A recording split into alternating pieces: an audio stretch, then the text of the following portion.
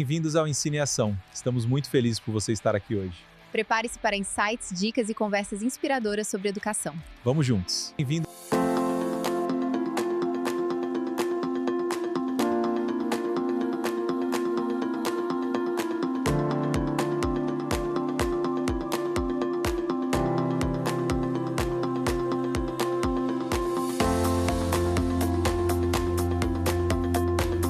Na medicina, tipo, um osso quebrado é super óbvio no raio-x, né?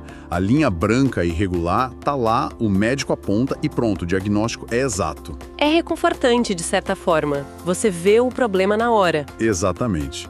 Mas, quando a gente entra numa sala de aula com, 40 alunos, o cérebro neurodivergente não acende uma luz vermelha. Infelizmente não. Não tem um monitor apitando para avisar que uma criança está em sobrecarga sensorial ou que outra simplesmente não consegue decodificar um texto.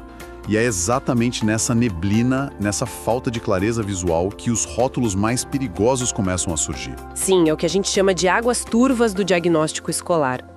E o grande perigo de não ter essa clareza imediata é que o comportamento externo acaba sendo julgado, sabe? Sem a menor compreensão do mecanismo neurológico interno daquela criança. Vira um julgamento moral, né? Com certeza. O sintoma é punido como se fosse um traço de caráter. Certo, vamos desvendar isso. O nosso mergulho profundo de hoje foca justamente no que talvez seja o maior gargalo da educação contemporânea.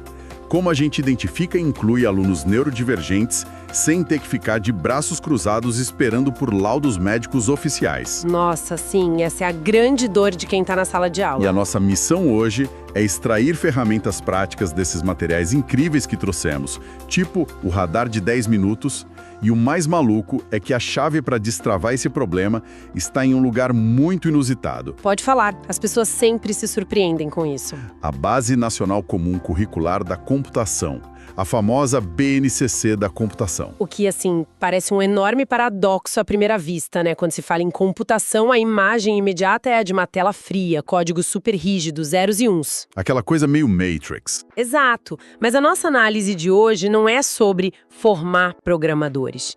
É sobre como a lógica do pensamento computacional oferece ferramentas incrivelmente sofisticadas para decodificar o comportamento humano.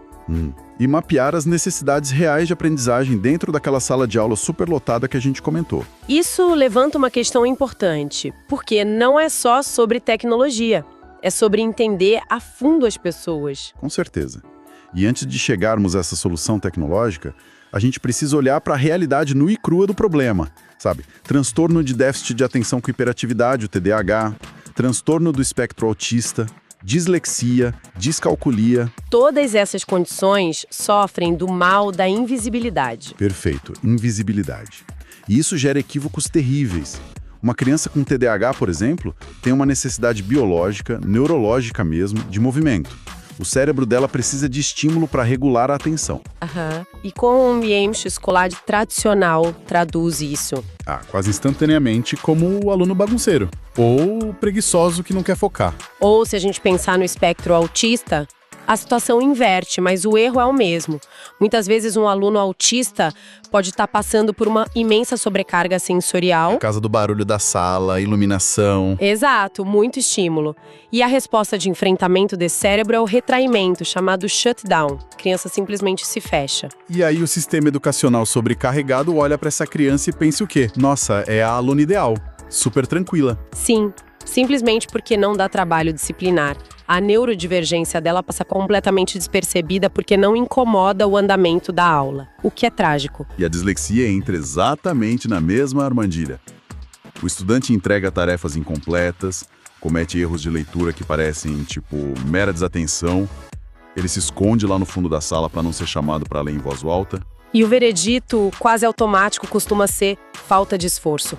Mas, precisamos ser muito justos com quem está lá na frente do quadro negro. Totalmente. Um professor gerencia 35, 40 mentes diferentes simultaneamente. É loucura. São pilhas de provas, um currículo gigantesco para cobrir e uma falta crônica de tempo. Não dá para exigir que os educadores tenham um olhar clínico de um neurologista, sabe? Não, seria injusto. Existe uma diferença crucial, entre você rotular uma criança e entender o funcionamento cerebral para poder acolher. É fundamental fazer essa distinção. O que acontece hoje é que o medo de rotular ou até a dependência burocrática do sistema acaba paralisando a ação pedagógica. Cria-se aquela cultura de, não sou médico, não tenho um laudo na mão, então minhas mãos estão atadas. Cara, isso é uma armadilha trágica. Porque esperar por um laudo médico oficial para começar a ajudar um aluno... E que no sistema público pode levar anos, né? Sim, anos. É como esperar pela nota fiscal de um mecânico enquanto o motor do carro já está soltando fumaça na estrada. Precisamos de um extintor de incêndio agora. Exatamente. O motor está queimando. A gente não precisa de um relatório técnico para a semana que vem. Precisa apagar o fogo. Essa analogia é perfeita e nos leva ao cerne da questão. A diferença vital entre um diagnóstico clínico e a observação sistemática no ambiente de aprendizado. Que é onde a magia acontece. O diagnóstico clínico vai dar o nome científico da falha do motor. Mas ver a fumaça, notar a perda de potência e entender que o carro precisa de uma rota alternativa... Isso qualquer um ali na hora consegue ver. Sim, isso é observação baseada em dados reais e não em suposições. A observação sistemática devolve o poder de ação ao educador, sabe? Sem precisar do laudo. E existe uma estratégia tática brilhante para isso nas fontes que analisamos hoje. Um negócio de baixo custo rodando por aí chamado radar de 10 minutos. E confesso que quando eu li isso, achei meio bom demais para ser verdade. É genial pela simplicidade. Sim, é basicamente uma ferramenta de coleta de dados super rigorosa, mas disfarçada de uma rotina matinal comum. Como funciona o passo a passo? A genialidade está na economia de tempo, né? A proposta funciona assim. Toda segunda-feira, impreterivelmente nos primeiros 10 minutos da aula, o professor propõe uma atividade aberta. Tipo o quê? Ele pede algo do tipo, escolha um problema do dia a dia, como arrumar a mochila ou preparar o café, e crie um algoritmo, um passo a passo para resolvê-lo. Legal. E aí? Enquanto a turma trabalha nisso, o professor circula com uma prancheta, mas o segredo é não tentar observar tudo, o que seria humanamente impossível. Ele anota apenas 3 métricas. O foco é cirúrgico. A primeira métrica que as anotações mencionam é o tempo de foco. O professor não avalia se a resposta está certa gramaticalmente. Ele funciona como um cronômetro mental. Exato. Quanto tempo aquela criança consegue sustentar a atenção na tarefa antes de, sei lá, começar a batucar na mesa ou olhar para a janela? 2 minutos. 8 minutos. É um dado bruto, sem julgamento moral. Aham. E a segunda métrica é a forma de expressão preferida, certo? Isso. Quando a gente dá um problema aberto, como o cérebro daquele aluno escolhe externalizar a solução? Ele começa a desenhar blocos. Ou escreve um textão corrido. Ou ele precisa explicar em voz alta para o colega do lado, usando a linguagem oral para organizar o próprio pensamento. Mapear isso significa mapear as vias mais eficientes para cada indivíduo ali. Faz todo sentido. Mas a terceira métrica foi a que me deixou mais intrigado. O nível de ansiedade. Porque, convenhamos, se um professor chegar perto com uma prancheta anotando coisas... Já bate aquele desespero. Com certeza. Isso por si só já gera estresse. Como se mede a ansiedade sem causar mais ansiedade na criança? É aí que entra a sutileza pedagógica. O professor se aproxima de forma bem casual e faz uma pergunta discreta, quase invisível. Algo como, está tranquilo por aí ou precisa de uma ajuda para começar? Ah, entendi. A resposta verbal, combinada com a linguagem corporal, tipo ombros tensos, a respiração, o ato de apagar e reescrever a mesma coisa 5 vezes. Aquela borracha que quase fura o papel, né? Exato. Isso oferece um termômetro imediato do nível de estresse que a tarefa exige daquele aluno e, aplicando isso toda semana, em umas 3 semanas, cria-se um mapa claro das necessidades estruturais de cada um. Um mapa térmico da sala. Fica claro quem precisa de mais movimento, estímulos visuais, quem trava com texto. Mas, agora que temos os dados, eu preciso assumir aqui o papel de advogado do diabo. Por favor, vamos lá. É o seguinte, uma coisa é ter um mapa mostrando que você tem 30 alunos com necessidades diferentes. Outra coisa é a vida real, na prática. Tentar adaptar uma aula para tantas necessidades diferentes não acaba diluindo o conteúdo original que precisa ser ensinado? O professor enlouquecendo com planejamentos separados, né? Sim, o cara não vai ter um colapso nervoso tentando fazer isso todo dia. Olha, essa é a objeção número 1, com toda a razão. Mas o que é fascinante aqui é que a solução não é criar múltiplos planos de aula paralelos. A adaptação não dilui, ela enriquece. A resposta está no Design Universal para Aprendizagem, o famoso DUA. DUA. Tem muito disso nos materiais de hoje. Sim. Historicamente, a educação funciona no modelo de puxadinhos. O professor planeja a aula padrão, percebe que 5 alunos não acompanharam e aí corre para criar uma adaptação de emergência. O que é super exaustivo. A analogia que sempre usam é a do prédio com a rampa de acesso. Fazem a rampa pensando na cadeira de rodas, mas o entregador e a pessoa com carrinho de bebê também acabam usando, e facilita para todo mundo. É uma boa analogia. Mas vamos modernizar isso? Pense no sistema operacional de um smartphone de hoje. Ok. Ele já vem de fábrica com opções de acessibilidade no menu. Você pode aumentar a fonte, inverter o contraste, ativar comando de voz. Você não precisa devolver o celular para a fábrica para pedir uma versão especial se tiver baixa adesão. Caramba, é verdade. Já tá tudo lá. As múltiplas vias de acesso e expressão já estão embutidas na arquitetura. O DUA é o sistema operacional da sala de aula moderna. E aqui é que a coisa fica realmente interessante, porque é nesse exato momento que a BNCC da computação entra como uma ponte inesperada. Quando a gente analisa o pensamento computacional como um eixo transversal, percebe que não é sobre ensinar a criança a formatar o Windows. Não, claro que não. Trata-se de usar a lógica da computação para contornar barreiras cognitivas específicas. Vamos descer isso para a prática? Nas fontes, temos uma atividade super comum chamada Meu Jogo da Minha Vida. Ela é alinhada ao desenvolvimento de algoritmos, geralmente do 6º ao 9º ano, mas dá para adaptar para o Fundamental 1 tranquilo. Certo. No modelo tradicional, o professor pediria um texto narrativo longo sobre uma experiência pessoal. O que para um aluno com dislexia, um TDAH não medicado, é tipo pedir para escalar uma parede de vidro. A barreira da leitura e escrita drena a energia da criança antes dela conseguir pensar na história. Exato, então, usando a BNCC da computação, o professor muda a via de entrega. O desafio vira: crie um jogo no Scratch ou no code.org que conte a sua história. Que são plataformas visuais gratuitas. Sim. E a mágica acontece quando vemos os benefícios cerebrais específicos disso. Para quem tem TDAH, por exemplo, mover aqueles blocos e ver o resultado imediato é fundamental. Regula a dopamina, né? Um ciclo de feedback rápido.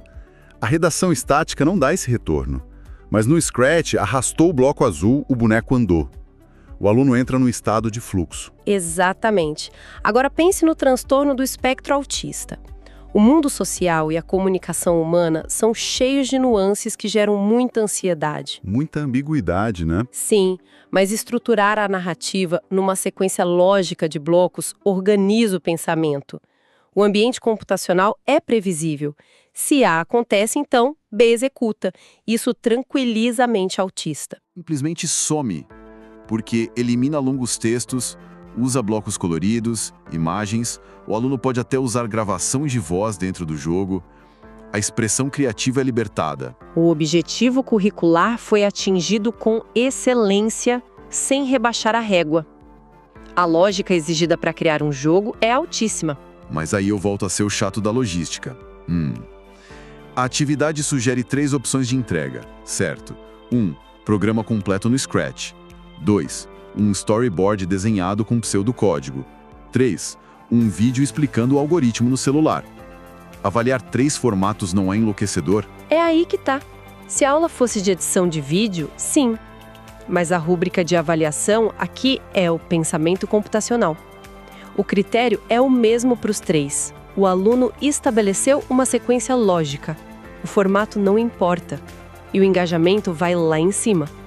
Ver aquele aluno que nunca entregava nada, de repente projetar o jogo dele para a turma toda, deve ser incrível. É transformador. Mas a teoria é linda. A grande pergunta para quem nos escuta e trabalha com educação é: por onde começar amanhã cedo na vida real. Pois é, sem precisar de um orçamento milionário. E as fontes trazem 3 ações imediatas muito concretas.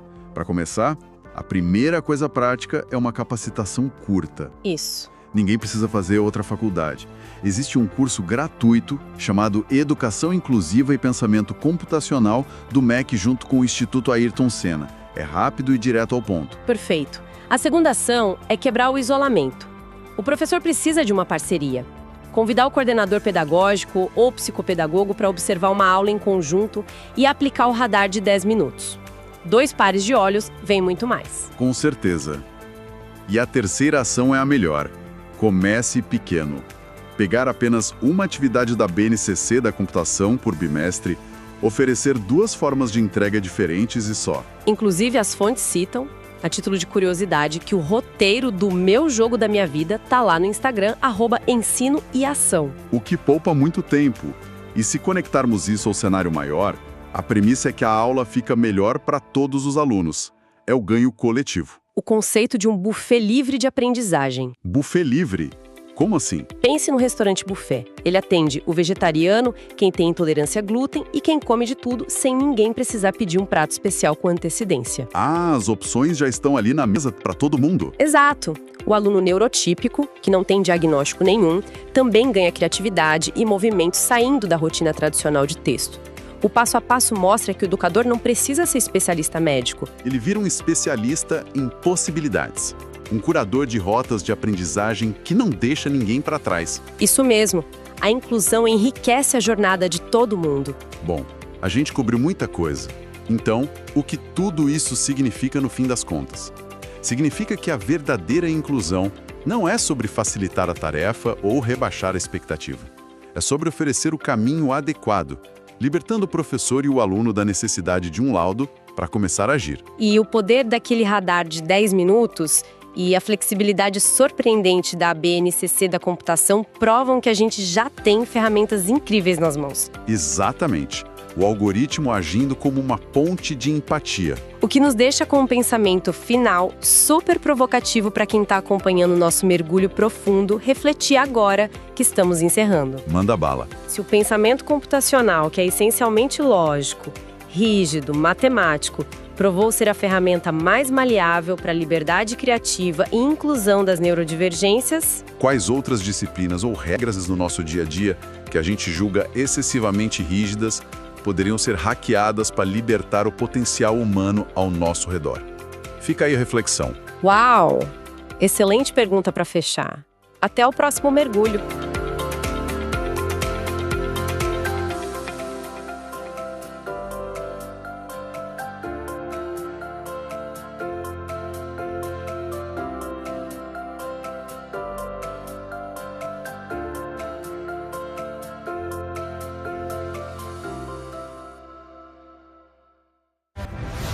Valeu pela companhia! Lançamentos inéditos todos os sábados. Não perca o próximo!